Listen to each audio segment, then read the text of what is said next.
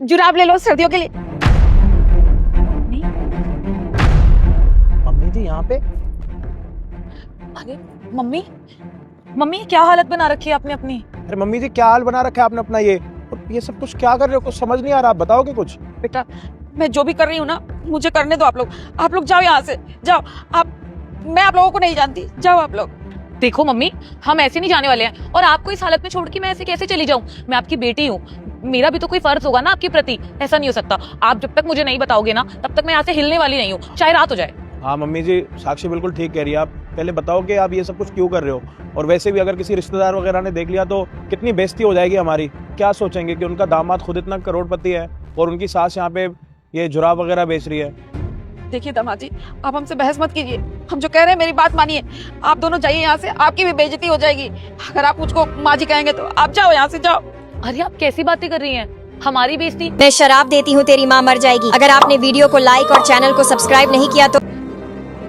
माँ ऐसा कुछ भी नहीं है, कोई बेइज्जती नहीं हो रही। आप हमारे साथ चलिए, घर चलिए आप।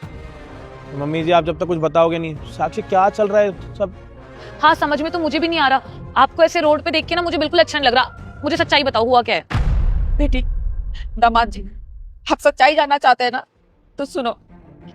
तेरा जो भाई है ना साक्षी, उसने धोखे से तेरे पापा से सारी प्रॉपर्टी पे साइन करवा लिया और हमें धक्के मार के घर से निकाल दिया। क्योंकि तेरे पापा को पैरालिसिस हो गया है ना, अब वो काम धंधा तो कर नहीं पाते। अब हम बूढ़े हो गए ना बेटा, हमसे भी काम नहीं होता। उसको चाहिए काम करने वाले, पैसे वाला इंसान जो कमाकर घर में लाए या कुछ पैसे दे। हम तो दे नहीं पाते, बोझ हो गए ना, तो हमें निकाल कर घर से बाहर फेंक दिया उसने। मम्मी जी ये वाली बात आप अब बता रही है मुझे। उसने तो मुझसे पूरे 25 लाख रुपए लिए बिजनेस के लिए। उसने बोला मुझे बिजनेस करना है, और फिर मैं आपकी इतनी इज्जत करता हूँ, मैंने भी पैसे दे दिए। और साक्षी ने भी बोला कि मम्मी को मत बताना कि भैया को अपना बिजनेस करना है, तो फिर मैंने तो पूरे 25 लाख रुपए दे दिए। अगर मुझे पता होता तो मैं उसको वो पैसे देता ही नहीं कभी। 25 लाख रुपए ले लिया आपसे।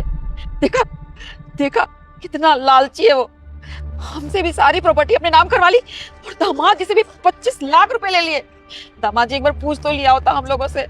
आप एक काम करो साक्षी, तो मम्मी को गाड़ी में बैठाओ, आप आओ मेरे साथ। माँ आइए, आप बैठिए। बैठिए मम्मी जी। आइए। बहन, जीजू कैसे हो आप? क्या सरप्राइज दिया आप दोनों ने आके तो। कंचन देखो कौन आया हमसे मिलने के लिए। नमस्ते दीदी। भाई मम्मी पापा कहाँ हैं? कहीं दिखाई नहीं दे रहे।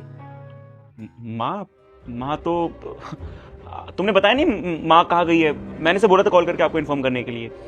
अरे वो मम्मी जी ना चारधाम की यात्रा पर गई है। अरे नहीं, तुम्हें पता नहीं है ढंग से, तुमने बताया नहीं होगा।